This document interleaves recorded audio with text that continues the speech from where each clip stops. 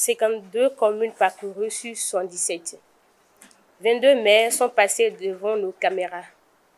3 députés ont été reçus en entretien, 3 préfets de département, 3 directeurs départementaux, une présidente communale des OSC, 2 grands reportages ont été réalisés au cours du périple. C'est ce qu'il convient de retenir en termes de parcours de réalisation de la plus grande tournée médiatique béninoise dénommée Bénin Dabarou Tour 2024. Initiée par Barnabas Sorokouman, promoteur du groupe de presse Dabarou et son équipe, cette tournée nationale qui a sa 4e édition vise à rencontrer et échanger avec les autorités à divers niveaux autour d'une thématique: prévention de l'extrémisme violent et renforcement de la cohésion sociale au Bénin.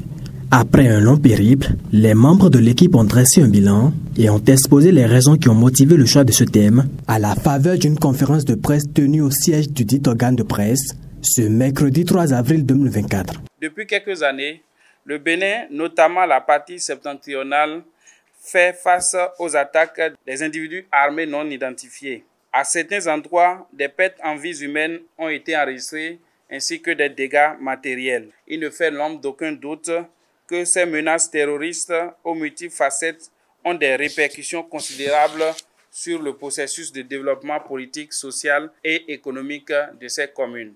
Outre l'extrémisme violent, les conflits entre agriculteurs et éleveurs restent l'autre phénomène qui met à mal la cohésion sociale dans les communes.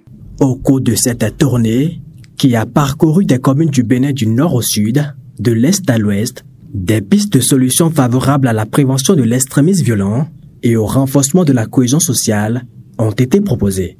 Il faut croire que chacun est appelé à mettre la main à la pâte. Dans le cadre de la prévention de ces phénomènes, les professionnels des médias ont, tout comme les autres acteurs de la société, une grande responsabilité à jouer. Il y va du vivre ensemble et du bien-être des populations.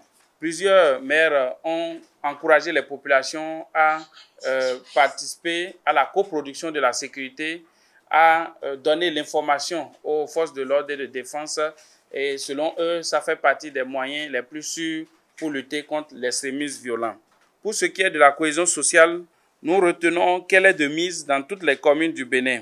À cet effet, les autorités encouragent le gouvernement à accélérer la mise en œuvre du projet de sédentarisation des éleveurs.